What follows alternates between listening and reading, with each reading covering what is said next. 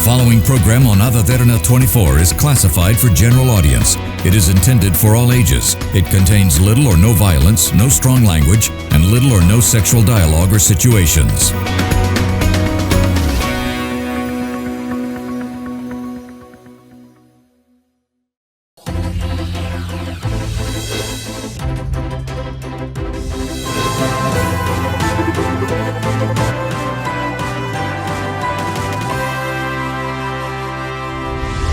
Have you thought for a second that maybe all the conglomerates that you see in this world, all the massive brand names that you have learned to love, all the massive brand names that you have grown up with, all of those started somewhere, started with a passion of someone, started with a dream that someone dreamt all day long, being turned into reality. And that's why all of those exist right now. Welcome to Business Best, a program that has been created to inspire like-minded individuals into starting up their own thing, to start their journey in entrepreneurship. Now, with that thought, with that mindset, we have a wonderful person joining in on today's show. Now, of course, once you hear her brand, you'll definitely know who she is. Joining in on today's program, we have the wonderful Rashmi Wijekoon, the founder and CEO of Joey Clothing Private Limited. Hello, Rashmi. Welcome to the show. Hi, thank you. Now, of course, when you say Joey Clothing, I think everybody knows what Joey Clothing is all about. But it is such a pleasure to actually have you here in our studios to find out how Joey Clothing came to be what it is right now and to understand the creative process behind this wonderful business. Now, before we get started, before we go into your dream baby, we need to know a little bit about you as well. Who is Rashmi? Well, nobody would believe if I said I started as a chemist. I'm a professional in R&D. So I've been working in multiple local companies and multinationals in the R&D field. So I'm a Columbia Uni graduate in chemistry. Fashion is something that came, I suppose, in between with certain, life experiences and certain changes I went through as a mother postpartum, which I will tell you all about once we move on to that. So yeah, about me, I always had the passion to start something of my own. So I did my CIMA and also my MBA while I was working, and Joey started as a side hustle when I was working in corporate, and ultimately down the line it turned into a business. In 2021 I registered it, and now full-time on it for almost 4+ years. Yeah, we love side hustles here in Business Best because a lot of people, they try to balance their corporate job and then also want to pursue their passions at the same time. And then with time they realize, no, their passion is something that's lucrative. You can really develop on it. And I'm so happy that actually worked out for you. Now, of course, you mentioned with the corporate job, you also went on to complete your professionals and you came into motherhood. How did Joey come into all of this? What really inspired you to start up this business? So I think Joey as a brand is born, like I said, the phase I go through as a mother and postpartum. Suddenly I realized I can't fit into, or I don't look comfortable or confident in the material or like the type of clothing I used to wear before that whole phase. And with that, that's when the happiness wear concept comes in picture, where, which is currently even the tagline of Joey, where we say, if you wear something that makes you happy, you naturally looks better. That's the message we try to bring out to all the women out there, that you have to be comfortable in what you wear. So with that, the whole brand concept is defined, where it's not just outfits. We are talking about an emotion. We're talking about a lifestyle which brings you confidence and comfort and also ultimately happiness and joy. So as we move along in these lines, we also saw, a gap where the local brands being able to match the affordability with the design element, because most of the design-like outfits you find today is not created keeping everyday women in mind. So that's something we try to bring out through Joey, like how to make unique and designer-like outfit in smaller quantities, make it for everyday women. And of course, make it affordable. Make it affordable with that whole design and innovation also in place. That's so good to hear. Now, can we also know, okay, let's start from the beginning. You said that Joey started off in 2021. That's when you As a registered. business, As a business. yes, it's so let's get the registered. story. Let's get the juicy parts. How did this idea come to be? What was the process like? Yeah, so initially it was just, I thought, okay, I'll just create a collection, which I love to wear, because I was creating clothes basically myself, who was myself. So you were a designer before this? I was not a designer. How did a chemist, and now say I'm a professional and such, get into the business of apparel? How did that come about? I suppose now I remember my grandmother always used to stitch our clothes since our small days. So I used to, my 21st birthday, 16th birthday, all the outfits I used to, give her, this is the type of designs I like, and I used to go pick fabrics with her, and she used to stitch what I exactly wanted. So maybe deep down that's where the whole story starts, which I've never, thought about.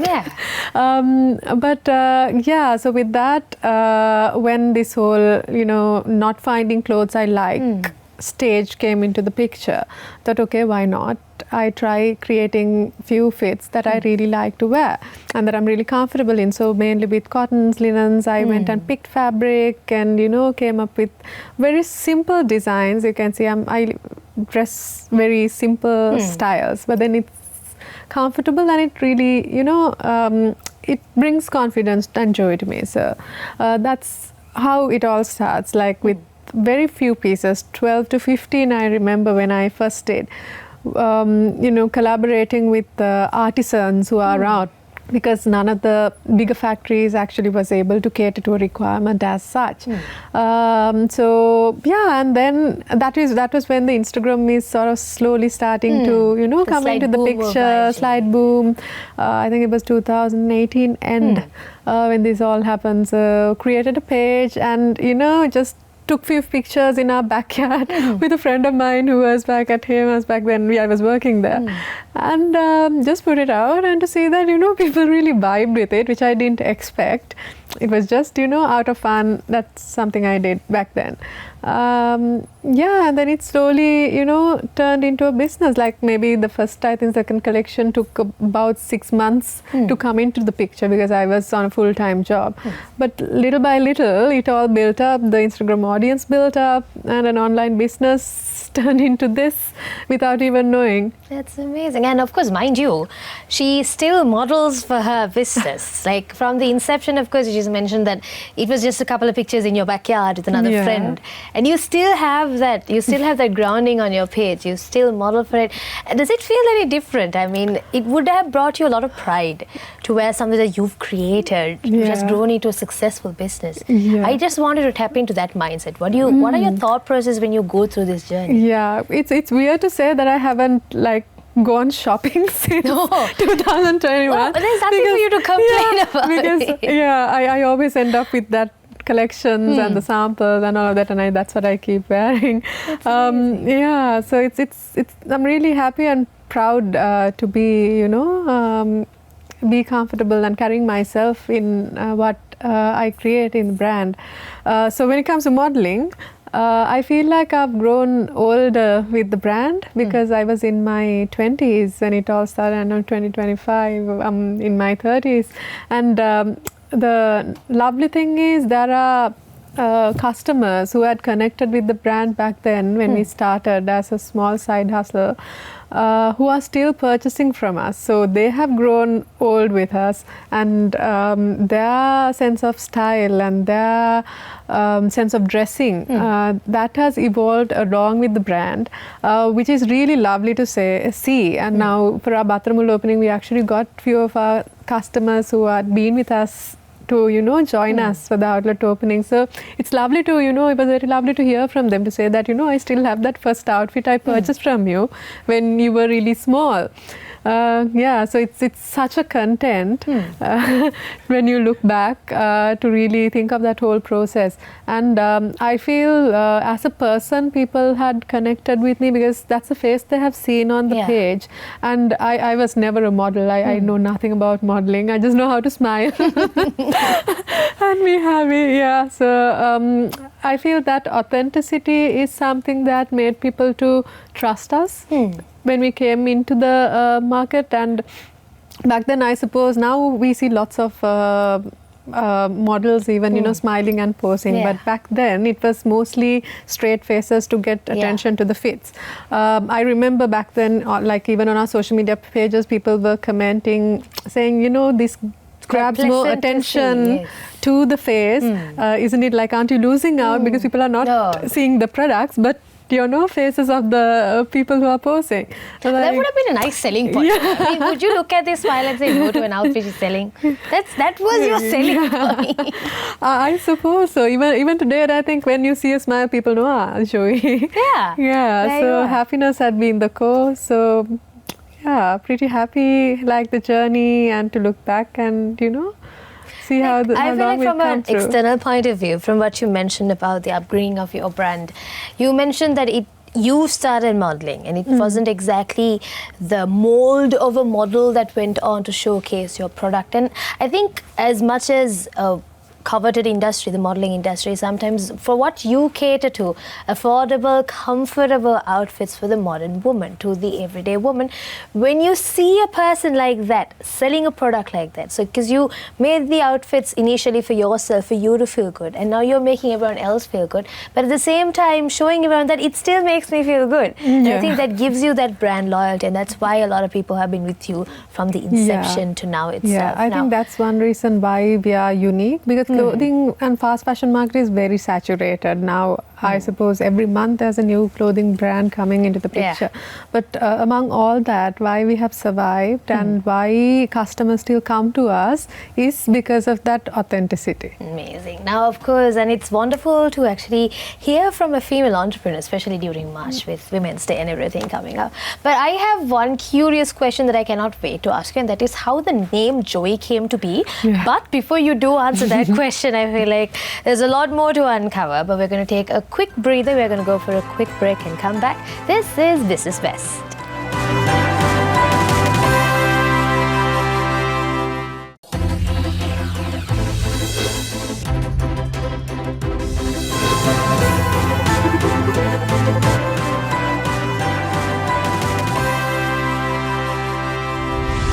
Welcome back to Business Best. I'm currently in conversation with Rashmi Wijekoon, the founder and CEO of Joey Clothing Private Limited.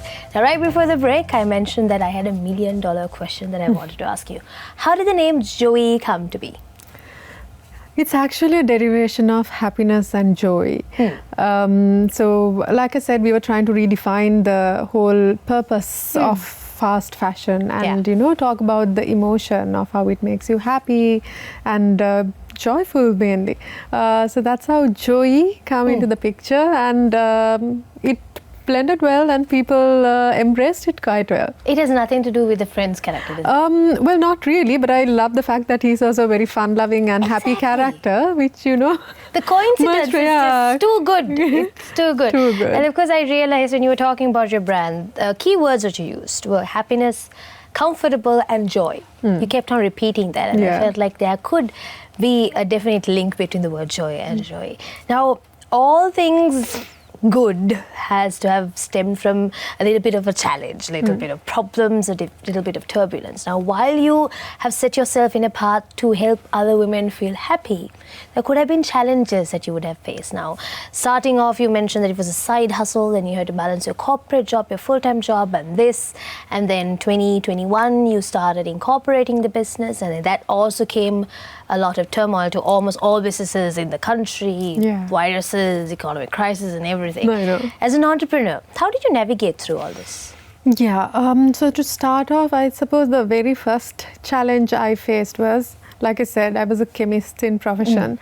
I was in innovation, and I suppose the mindset was there, but then the whole industry was very new to me, and there was no connection or a link to, in terms of production, infrastructure.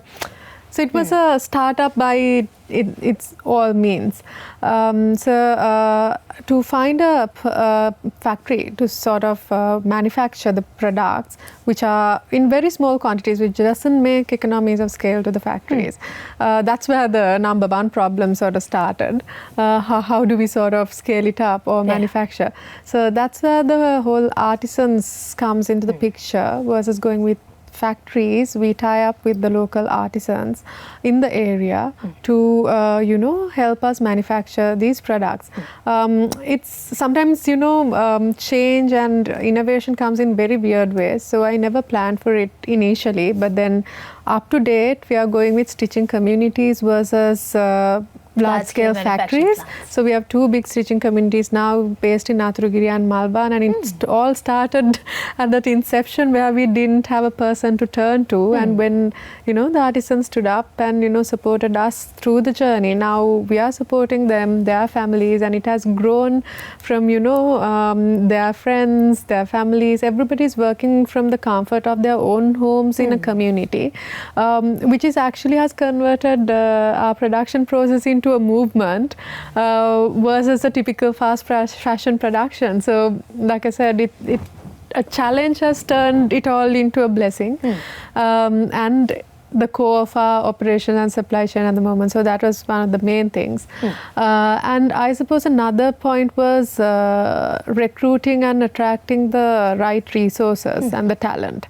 So I was the only employee in the business for the longest time. I got myself out of corporate in June 2022. So until then, I was the only person in the business. At that point only, I hired my first ever employee. But again, at that point, how to make sure that people trust that your brand is going to last, that the company is going to last, and that it's able to employ you. So all of that confidence, communicating it out and attracting the right resource and resources was really tough. But I suppose, again, to my luck, Gen Z's and their mindsets were working very differently versus, us millennials. They were looking for flexibility and, different factors basically from a job versus a typical corporate job. So when I understood this, I started advertising in different ways to attract talent, and we offered flexibility to work from home, come in. To date, I never ask my employees, come sharp at 9 or leave sharp at 5. Nothing as such, just work wherever you want to be, get the job done. That's all I expect from them, and also to understand what they're really good at, their passions, and supporting through the journey. So my marketing manager today is a 25-year-old girl who joined me when he was not even 21. So the growth acceleration in their careers had been such because we started small and they've grown along with the company. So like I said, again, a challenge that has turned into a blessing. And today I'm the oldest and second most oldest, I suppose, employee in the company. Everybody else is, in the range of 25 or less. I think that caters to what your brand identity is as well, don't you think? Yeah, I suppose. But I think the customers, though, are mostly in the age group of 25, 35, 40, in that range, mostly related to millennials. Mainly, I think, because I started to model, and that's a crowd who was around my age who connected with the brand. But now with the team, we are slowly expanding our horizons to connect with the wider audience, Gen Zs, and even the content and all of that. Since the marketing was handed over to a younger one, she's actually doing miracles, turning things around. As a fellow Gen Z, one look at your page, it's quite appealing. Now, of course, with all of this, with the challenges that you have turned into blessings, and the fact that you mentioned it's not just a workforce that you have or supply chain, it's an entire movement. You've fostered connections and you make sure to maintain them, and you've all grown as a community. Now, speaking of growth, recently you opened up a new branch. Let's talk about that as well. Yeah, so the recent branch was opened in Bathramula, but our main flagship is in Colombo 5, Timbrigasaya. That's also not too old, it's only 9 months old. So pretty happy that within a short period of 8 to 9 months, we were able to open our second outlet. That's mainly because we felt like how consumers connected with a retail store. And to tell you that, like, even the retail spaces are very unique. You should come and check it out sometime. How the interior is done, lots of detailing has going into it. So Colombo Outlet was actually featured in the Architect magazine this month, the latest edition. Congratulations. Thank you, because it's very different to a typical retail outlet. Like I said, that whole emotion and the connection, that all is thought through from the beginning to the end of construction as well. So the latest outlet, it's mostly, I think, why in Bathramula, if I would say, most of our customers who had been there with us are in that area, are located in that area. Also, it's very close to our stitching communities in Nathrugiriya and Malvana. So it's a closer to heart destination, I would say, and it's also my hometown. I grew up in Bathramula, so yeah, that's why everything is around that area, almost everything, because that's the community I'm familiar with and I've grown up with. So I would like to invite everybody to come and have a look. Yeah, definitely. Yeah. I mean, people should. I mean, it's not just you buy something to feel good. You also, there's a meaning behind every piece that you sell, and I feel like if someone can contribute to it while feeling good, that is a win-win situation. Now, speaking of your retail stores, you have one in Wijekoon, the flagship, and then you have Colombo 5, Timbrigasaya, my bad, Colombo, and then you have Bathramula, and of course, people can shop online as well. Yes. Yes, so, right, so it's convenient. Predominantly online, because that's when we first started. So yeah. That's amazing. Now, being a homegrown business, something that you started by yourself and now which has grown massively to be a household name throughout Sri Lanka, and especially being able to make so many women in both Gen Zs and then millennials, everyone feel quite good. How did you, let's say now, since you come from an R&D background, innovation chemist background, what sort of strategies as an entrepreneur who started from ground zero, what sort of strategies did you really implement to get your business to where it is right now, from ground zero to what Joey is right now? What did you do? I suppose I always had a vision to make it better than yesterday. So I long-term planning now I do, but when I first started, it was all about doing better than yesterday, doing this month, doing it better than last month. So always I drew towards it in terms of content, in terms of production, slowly increasing the manufacturing, and also in terms of marketing, how to really go through it to take small incremental steps versus a massive boost. Because I don't know, in innovation, something we always talk about is fail fast and small. So it was very tiny steps that I was taking until I was comfortable and I was assured that you can take those big jumps, which I think we took during the past 12 to 18 months in terms of going retail and going massive in terms of that. So that's the strategy I have been following. But towards the future, I am pretty excited, and I have this vision to take a local homegrown brand with a story out of Sri Lanka. And for that, we've taken, again, tiny steps, collaborating with a Maldivian resort chain towards end of last year to take our products into their gift shops, which are in their resorts in Maldives. So likewise, we are taking small steps in the export arena while we focus and grow the local business as a priority in the short run. But long-term plan is to make sure that we go global and take our artisan stories global. Wonderful. And the key point that I noted is, you mentioned that you wanted to take it global, not for the reasons of just simply boosting your business, but no, you mentioned that you wanted to get those stories out. Yeah. You wanted to get those artisan stories, the blood and sweat that was poured into your business along with yourself out of the country so that the rest of the world can see. Now, having such a passion driving you throughout, and having had faced so many challenges, successfully maneuvering around them, and like you said, using those challenges, converting them into blessings, you have definitely come through a successful entrepreneurial journey. And there's only success that's right ahead from what you talked about and your vision for your company. Now, if a person who's watching us right now has the same passion as you are, maybe not in the same industry, maybe not even something that is tangible, maybe in the service sector, whatever. If it was your younger self that you were talking to, who's watching us right now, what sort of advice would you give to a person who's almost just one hop and a leap away from starting their own business? What would your push be? What would be your advice? Well, I would say there is no right time. Just start now. Go for it. And from my experience, what I feel is Sri Lanka is one of the best places to start and grow a business, because there's so much you can do, so much of gaps you can fill.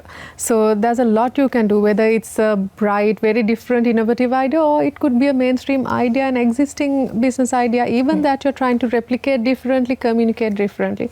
Just go for it, take that initial step.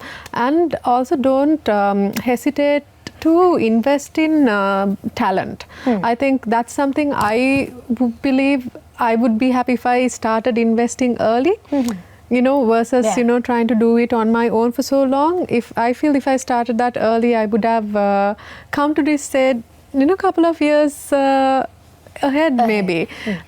So those are the two main things. And also, challenges come, and challenges, most of the time it comes in the form of blessings. Like, for an example, COVID happened. It was just when I started. But then I was very small and I was agile enough to take the best out of it, because artisans were around my place, and the courier partners had a very strong partnership with us, and they were able to deliver even during the pandemic with essentials. So when nobody was delivering, we were still catering to the market. And that's how we grew. Even during the economic crisis, our warehouse, almost all the staff I recruited were from around the area. So they walked to work. So fuel crisis didn't matter to them. So we somehow operated through it. So when you're small, actually there's nothing you have to be fearful about, because there's nothing much to lose, right? It's all about gaining and taking the best out of the opportunity. So I would say just go for it. Don't be scared. I was scared to take myself out of corporate and that fixed paycheck that is coming through, but somehow, I took that leap, and I'm really happy that I took it, because that's when the brand started to grow.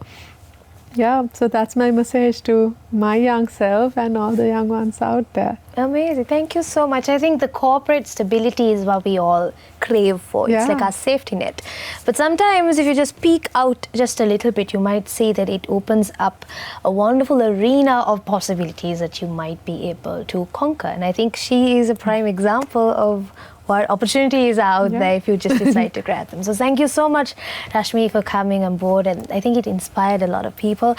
And for the wonderful customers who might be watching us right now, the wonderful customers of Joey, maybe even if they didn't know about the story of the business, how it came to be, and your personal life story on how you embedded everything, I think this would definitely make it more stronger, the link that they have with your brand, Joey, and their personal lives. So thank you so much, Rashmi, for joining in, and thank you so much for the stories you told us and that inspiration that you passed on. Thank you. No worries at all.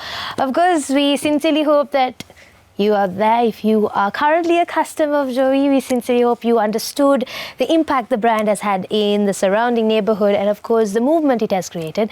And if you have not yet tried Joey, what are you doing? You already know how to find them, where to find them. You can go to their stores in Colombo and of course in Pathramulla, or you can easily shop online at the convenience of your home. So do check their brand out, and do check out Rashmi's picture on the social media pages as well. And we sincerely hope the Joy will be able to spread a little bit more joy to the audience watching us as well. With that, we've come to the end of Business Best. We'll be seeing you next time. Thank you so much for joining in.